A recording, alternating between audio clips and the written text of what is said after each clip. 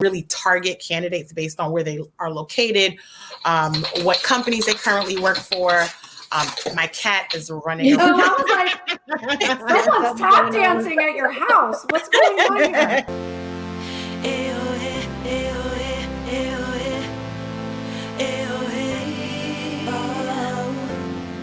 Hi, everyone. Welcome back to Best Friends with Benefits. My name is Kristen. And I am Noni, and we are so excited to bring you this episode. Now, when we say we're best friends with benefits, this week we're definitely putting our money where our mouth is, right? Because we have a really special guest for today.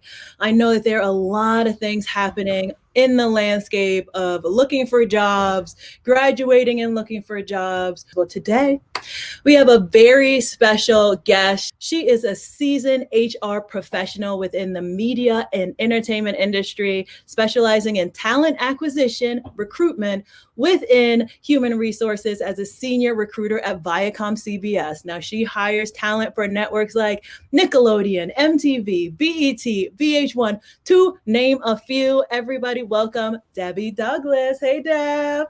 Hi, guys. Thanks for having me. Now, we're so excited to have you on. Now, for anybody watching right now, why don't you give them a little roadmap to who you are and how you got to be where you are? Sure. I originally graduated with a bachelor's degree in social work, and I thought I was going to save the world one person at a time. And then I realized that was a little bit too clinical for me. And how could I find the bridge between still helping people, but at the same time having it to be less clinical? And that's kind of how I stumbled upon human resources, got my master's degree in human resources management. And my first job was actually at the Schubert organization, which is a theatrical management company here in the city. And that's kind of how I got my start in human resources and specifically recruiting. And I've been in that field ever since and loving it. It's just, I call myself the talent whisperer. So instead of making personal love matches, I make corporate matches. So Debbie, can you tell us what are some of the do's and don'ts for people looking for a job during this time, during the pandemic? Absolutely.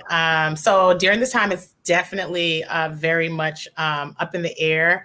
It's a lot of unknowns, but it doesn't mean that there are not opportunities out there. I work for Viacom CBS, so we are actively interviewing and hiring, and a lot of other companies are at this time too. Create a job search strategy. Your job is to find a job. So with that said, you want to be intentional and purposeful about how you go about doing that. So one of the do's, I would say, is just that target companies that maybe align with what you're looking for in terms of your values, your morals, especially with all the craziness that's going on in the world right now. You want to work for a company that you actually respect. You can be proud to work for, and you know that you're going to be embraced as an individual. So to me, that's very important. A don't is to apply for any job because you think that this is a time of desperation, and it doesn't have to be that way. You want to be strategic about your approach so that you're not getting flustered and frustrated that no one is getting back to you, especially if you're just willy-nilly applying for jobs that may not even align with your background or your skill set or even the level of expertise that you have or don't have. So be intentional about that. Definitely do your research. You want to make sure that the positions that they have open, again, align with your skill set. Can you say honestly when you're applying for that job that I'm one of the most competitive candidates for that position? When the recruiter is looking at my resume, will I likely put you on the top of the pile because you are really checking all the qualifications that we need? I mean, that is a realistic view of what happens behind the scenes. A recruiter has but so much time to review resumes, especially, for example, currently I have 9 jobs on my plate right now, which isn't a huge amount, especially in pre-pandemic times when I could be working upwards of 15 to 20 jobs at one time. But just imagine if I have 9 jobs, I am simultaneously interviewing and reviewing resume for each of those 9 jobs daily. Right. You can have hundreds, sometimes thousands of applications, especially because our company is a household name that are coming in. So we're literally reviewing quickly where our eyes are zoning in on what we're looking for. So we have the opportunity to be picky and choosy about picking the creme de la creme of that pool of applicants. So make sure that you can consider yourself a competitive applicant for that job. That's going to really save you a lot of time, heartache, and just frustration. Those are probably like the top 3 things that I could probably say about do's and don'ts of applying during this crazy time. I just want to point out one thing that you said, because I feel like it is so important and it's so brilliant what you said. To actually apply to jobs that light you up, that you know you're going to love, and you're also going to be accepted at the place and valued, instead of just this like fight or flight of like, oh my God, I need to get a job. And then you just get this job and then you end up being miserable because you're not connected to it in a way that's going to serve you or serve the company. Right. Because I think a lot of people are just in a panic mode of like, I need to get a job. I need to get a job. So I love what you said about that. Like, that's in the first, so important of like, you know what, this is my intention. I'm connected to this job in a bigger picture. And I know that I can be, like you said, a good candidate for this position, and not just making it like this stressful thing of like desperate. And so that was really beautiful. And I think that's really important for listeners to get. And also I would add, this is also an opportunity for you to refresh your skills, continue to network, and build relationships, even virtually. You know, we have LinkedIn, we have other avenues where you can connect with people and professionals that may embody the skills that you're trying to attain, or just learn or glean from or learn more about.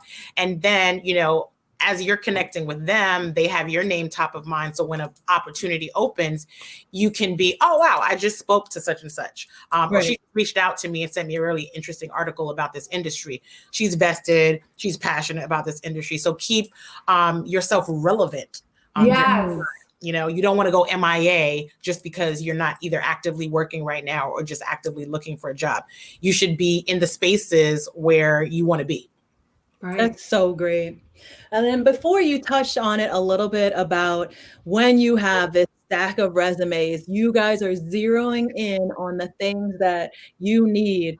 I am wondering, and I know we could spend so much time on this because there's so many debates, but there are a lot of people that are brushing up on resumes right now who haven't done it in years. What are some of the do's and don'ts? Maybe like your top do and your top don't. When you are looking at resumes and you get a resume and you're just like, oh, this person is clueless. Or, oh, this is impressive. What would you say?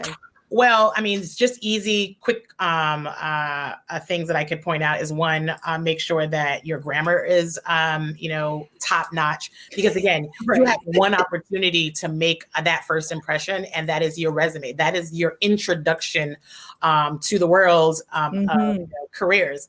So if it's not aligned, if it's not within the proper tense, if you've left the job and it still has it in present, small things like that really matter. And sometimes the recruiters aren't the one that are as nitpicky. It's the hiring managers. Once I've sent the resume on, they do a little bit more digging in, are even more analytical about, you know, whether or not this resume is up to snuff, so to speak.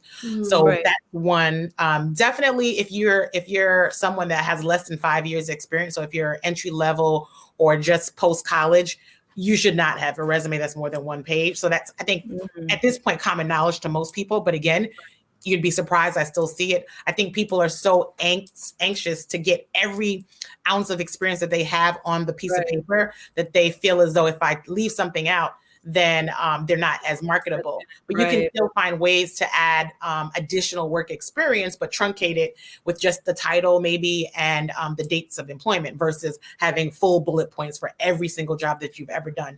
If you don't feel comfortable with just taking it off altogether. I would definitely say make sure that your resume actually puts you in a little bit of a class by yourself. So it's not just the regular, okay, this is the pointed duties. This is exactly what I did. But what impact did you personally have on that job? That's so good. Right. What big win did you have? What specific accomplishments stood out during the time that you were there? Did you streamline the process? That's great. You know, anything that stands out that shows that, wow, you went above and beyond what was expected of you in your current role, or any accolades or awards. You know, you always want to make sure that you're going to put that in there. If anything, this is the time where you want to shine and it's going to be on paper, might as well make sure that that's noted either there or your LinkedIn as well, because recruiters are always looking for talent on LinkedIn, whether you're creative or you're in corporate. So it doesn't matter. That's so great that you talked about LinkedIn. I just wanted to touch about that because is that like a whole new world now for hiring? I mean, is it like, actually, it's like Facebook for work? It's actually, exactly. It's actually not a new phenomenon. It's getting more and more recognition now as the place to go to look at job opportunities. But as recruiters, we've been using LinkedIn since, I've been using LinkedIn, I want to say since 2006. I hope I'm not wrong with the date. Wow. A very long time. Around that long. Yeah. Wow. And recruiters, depending on your company resources, will have a recruiter seat. So we are able to actually see the entire database of LinkedIn users. So we have a little bit more opportunity to do advanced searches, Boolean searches, and really target candidates based on where they are located, what companies they currently work for. My cat is running around. I was like, someone's tap dancing at your house. What's going on here? She found something to play with the cap of my water bottle, so sorry about that. So definitely LinkedIn is an amazing resource for recruiters and specifically for candidates. You can really market yourself there in a more interactive way. Join professional niche groups that are specific to your career. Post articles about the industry that you're in. People recognize that, pay attention to that, share it. They have groups that actually post job listings there as well, discussions. So you're talking to the right people, you're connected, and then, hey, you may have spoken to someone in one of those forums and they just posted about a new job that they have on their team this week. Wow. So it's our, well, I like to call it, it's one of like the Bibles of recruiter, strategies is, looking on LinkedIn outside of naturally, organically networking and doing career fairs, referrals and so forth. We are consistently getting referrals, especially because, again, our industry, it's a very relationship driven organization. However, I don't want to minimize the fact that we do hire folks that come naturally through the career site. I was actually a product of that when I through to Viacom a billion years ago. I applied online and I got called within less than 2 weeks. We are going blind looking at resumes. I promise you, it does not go into a black hole. We are always consistently looking at what's coming in from. That's good to know. Yeah, in addition to the referral. So I like to balance it out with having folks that are actually applying organically, as well as those trusted and tried referrals that we get. But we want to be careful about only relying on referrals, because what happens then? You end up getting the same people from the same tribe, and then we're lining up diversity and different viewpoints and different angles and different backgrounds. So I always try my best to try to make sure that we're balancing out that referral versus organically responding to our job postings. Viacom's very lucky to have you. Oh, thank you. I'm lucky to be there. I tried a few other places before, and I realized this is where I belong in terms of the culture, the people, and of course, what we actually do. I could believe in it. When I leave work at 5:30 or 6:30, well, when I was leaving physically, I still bring Viacom home with me. I'm watching the networks. I'm logging into our YouTubes and our Instagram channels. So I still feel very connected to the brand. If I worked at, let's say, a investment banking company, I'm not sure how vested it would be the same energy personally. That passion in terms of the type of jobs I'm recruiting for, how passionate I would be about it. So to me, it's like the best of both worlds. Yeah. Right. So now let's say they've gotten through that first hurdle, right? The resume went through, they impressed them with the resume. Up next is the actual interview, like their first interview. And now we're doing interviews just like this. It's video conferencing. Absolutely. Are there any do's and don'ts in the realm of video conference interviews? Without a doubt. Luckily, I've been really good to have some good experiences thus far. But just off the bat, one, you want to make sure that you're finding a location that you're separate from your family or any other people in the house, or even pets, like, for example. Or tap dancing cats. I kind of have no choice. I'm in a small space. Definitely make sure that you have good lighting so that we can actually see you. You want to make sure that you're just minimizing any distractions within your space in itself so that you, one, can concentrate and you're focused, as well as the interviewer. You want to be prepared with questions just as you would if you were there physically. You still want to dress professionally. A lot of people don't realize that we're still seeing you, and you don't want to be laying in bed propped up with your laptop. That's your lit. I'm actually not wearing any pants right now. I think people get a little bit confused, or the misconception is that because we're a media company or entertainment, that all professionalism goes out the door. We're still looking for people that are on point and are going to show up as professionals. So I would definitely not forget, your attire. Whatever we're able to see, we want to make sure that it's still professional at the same time. And just, of course, speak loudly, clearly. I think those are the main things, especially with respect to virtual.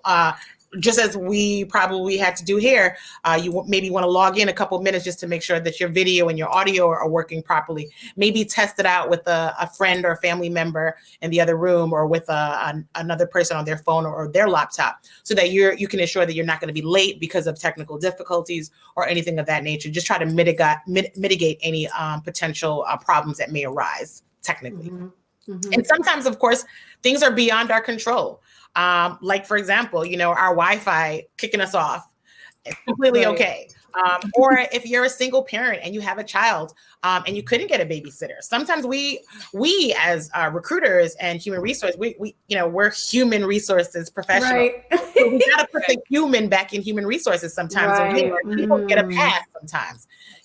We are living in new times, and sometimes we have to make adjustments and be a little bit more caring about how we're interacting with folks during this crazy time. Yeah. What is it like for people, just graduating college and coming into this world the way they are in the pandemic? Do you think it's going to be more difficult for kids to find jobs now? I'm saying kids because I'm 40. So. Those kids finding the jobs. It's an interesting time. However, it's not an impossible time. Like I mentioned, companies are still hiring.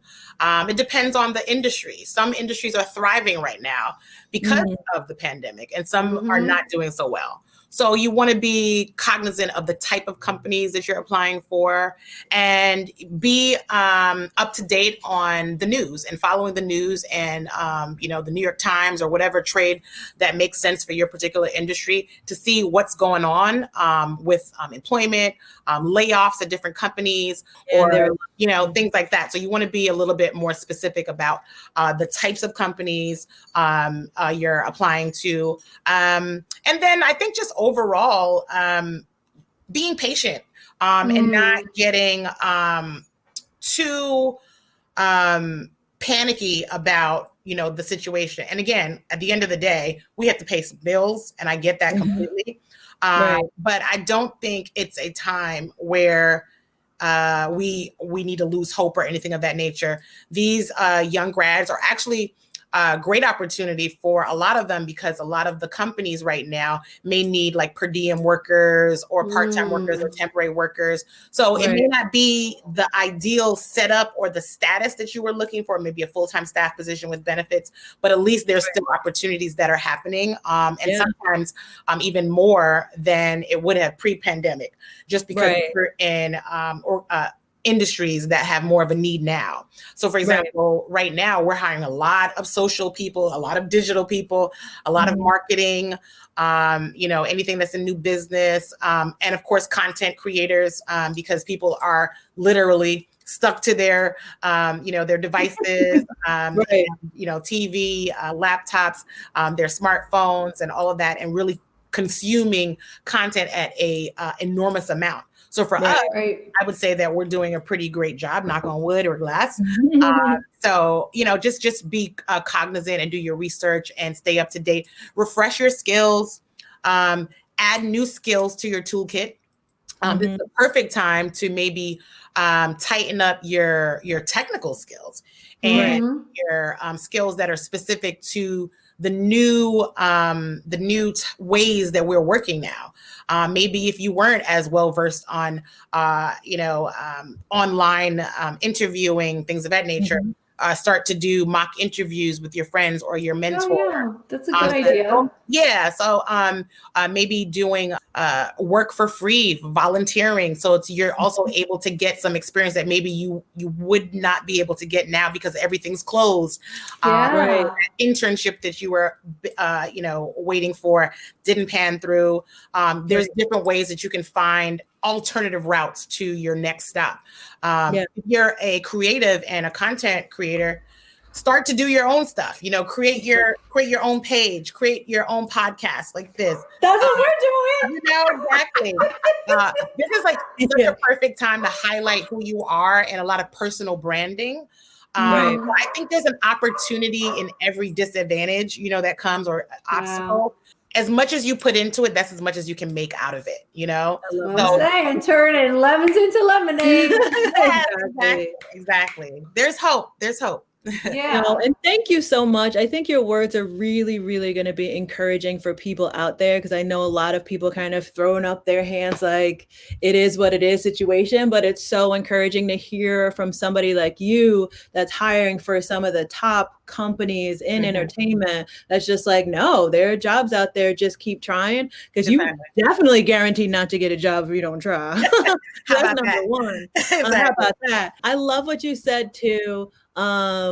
About like volunteering, internship, day players. Like sometimes it only takes you getting your foot in the door. Exactly. It might not have been like that permanent staff position, but let me tell you, there's something to be said. You get your foot in the door and you work your butt off and make yourself indispensable, and they'll be like, where's that person that was here yesterday? Because exactly. I need them on my team and on my staff. So count on these day jobs and the volunteer and the internships, because that's your way in a lot of the times as well. Absolutely. Yeah. More. And then it's just something, just to circle it back to what you said in the beginning, it's like, if you're passionate about it and you're committed and you're lit up about it and you're alive, like people are going to notice that. Like, I'm committed. I'm ready to roll up my sleeves. I want this job. I'm passionate about who the company is. That makes such I would think that makes such a difference in hiring somebody who really is ready to take on the work and is committed to the job. I would also add too, let's not forget we're living in a time of virtual everything, and don't forget to utilize your social media as a way to get you in the door in different ways too. I've actually recruited via social media for strong candidates as well. So, look at that as a potential option. How can you be strategic about your brand, that you're positioning yourself on social media for opportunities as well? There's so many different ways that you can do that. Don't forget about that, because that is ingrained in every part of our life now, professional and personal now, is social media.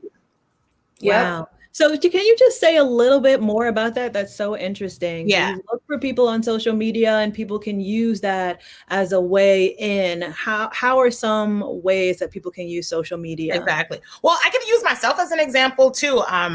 Outside of my day-to-day recruiting job, a lot of the things that I post online on my social media also incorporates not just personal, but also some of my professional, happenings, so to speak, whether it's something like this, doing a podcast, or being on a virtual panel. Like I've done maybe about 3 or 4 since we've been in the pandemic. So only because we're relegated to our households, it doesn't mean you stop everything. You're still Right. marketable. You can still do things. And I've gotten calls because of the things that I've done and posted, more calls about professional opportunities there. So that's kind of like a different way, specifically for me as someone that I consider like a public speaker, in addition to as a recruiter in-house. Right. If you're someone that is, a creative and you create content, boom, there you go. Like, you want to create the narrative, and you have that opportunity on your social media platform to create the narrative that you want them to see outside. And I think just being able to showcase that you are interested and passionate about that particular industry, that you are doing things that are specific and relevant to that particular industry, or highlighting things that you've been doing in that industry and or in that role, maybe organically, or like I said, through a volunteer opportunity, or through an internship or anything of that nature. Like, if you have a mom and pop shop that you're helping with designing flyers or graphics for, make that known, make sure that's so good. Yeah. So there's just so many ways. People are always watching you, whether you think they are or not. Wow, that's a gem.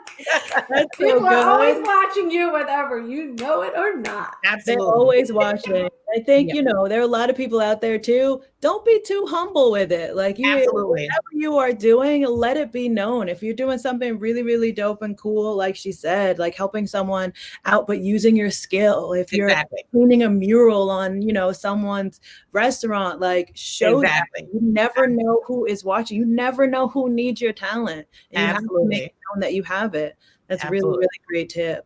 So going back to, I take my own personal story, for instance, and when people are applying for jobs that they think they can be an asset for, I came from BET. I was there for quite some time. That's how we know each other. Yes. And then I remember I was applying for a job at Essence, where I am now, which I absolutely love. And the job, apples to apples, wasn't everything that I was used to doing at BET. Live television show producer. And that was like my lane, and I love live TV. And at Essence, it was, overseeing everything for Essence festivals, like live event space. It wasn't exactly, but I had a passion for, I grew up with Essence. I love Essence Festival. I love creating content. So just say a little bit about maybe stretching yourself further than what you're so used to, but you might see something that is just like, oh, that's not exactly what I'm used to doing, but I think I can be an asset. That's a great question. And I think it's very relevant because it happens daily, all the time. And I always interview people that may not necessarily have the same exact duties as this particular position that I'm hiring, but it's all about the transferable skill set. Can that skill set now relate to this new job, and it's going to help you be an asset in this new particular job? As long as those things are in play, you are definitely considered a competitive candidate. If we're talking about, I'm in finance and I'm trying to be a showrunner, that's not going to cut it. Because they're too vast of positions to align with those transferable skill sets. So you want to say, like, let's say, you're in marketing and you're in consumer marketing, but now you're going to an agency that works with a lot of different consumer marketing type of projects and initiatives, but you've done it maybe only at a CPG, that's fine. As long as they are transferable skill sets, I think there's definitely value in stretching yourself and realizing that, I have enough of those skill sets that I can apply in a different industry. We hire people outside of our industry all the time. That's another myth that I like to bust. I love that. Yeah, is that we only hire people that are from the entertainment and media industry. Not true at all. Some departments and some teams may feel as that's a necessary skill set to have, but not all of them. We hired people from the big four consulting companies. We've hired people from CPGs. We've hired people from the agency. We're actually hiring more and more people from agencies now because we've realized that skill set that they have is very much attractive to us as we continue to build out agency-like departments within Viacom as a whole. Don't feel deterred if you're not in the right industry or if the title seems a little off. Just go back to those qualifications, looking at, what you're currently doing now, what they're asking for, and how can you give examples of what they're asking for that you've done in your past position that, again, may not say it is like the twin version of it, but it's a variable. I love that. And sometimes, like you said, your experience could make you even more of an asset because you're bringing in a brand new, fresh perspective. Absolutely. And thinking of situations differently than they might have in the past. So I think that's really, really great for people to know. Absolutely. So great. Amazing. So Debbie, that was all the questions that we had. If there's any final words. Just in terms of like any parting words, is just, keep applying. Don't lose hope. Like I said, don't throw 2020 away. There's still time left to make an impact and still have opportunities that will arise. I think we're definitely in a space where you can reinvent yourself. It's all about perspective. This is an opportunity to really dig deep, see what type of skills that you want to elevate or highlight in your next opportunity. And I can be found on LinkedIn, Debbie Douglas. It's a bunch of Debbie Douglases on there because I have such a unique name. But just make sure that you add the Viacom CBS and you'll find me quickly. My Instagram is Debbie_Douglas18. So I look forward to connecting with everyone. This is a really, really great contact to have, and you have so many gems. And thank you so much for joining us this week. Like, we have learned a lot. I'm sure everyone listening has learned a lot and feel a little bit more encouraged about getting themselves out there, also touting their accomplishments. Amen. Don't say that you're detail oriented, but you're spelling stuff wrong all over the place. Exactly. Yeah. Don't do that. And Debbie, I just want to say that you're such a breath of fresh air, because it's like sometimes people think like hiring or HR, it's like a scary thing of like hiring. But you are so positive, and you're like, this is an opportunity, and this is an opportunity for you to grow. And it's just so lovely. It's been so lovely to talk to you, and you really are just like such a vibrant, positive person. It's really nice. That's what makes me very happy at the end of the day. What I do, to me, is like the best thing in the world, because I get to make people's career dreams come through. I get to help them pay their bills at the end of the day. And to me, that's the most rewarding and like priceless for me. So I'll continue to do this as long as I have breath left in me. Oh, I love it. She's it's so beautiful. Fairy godmother for all of you out there. I'm telling you, she dropped so many gems today. I'm so grateful to have you for having here. me. It was amazing. So thank you so much, Debbie. This was another episode of Best Friends with Benefits. Make sure you take everything you learned today, apply it to your life. Let's get out there and conquer the world. Amen. Don't throw 2020 away. That's the message of this. Get your dreams.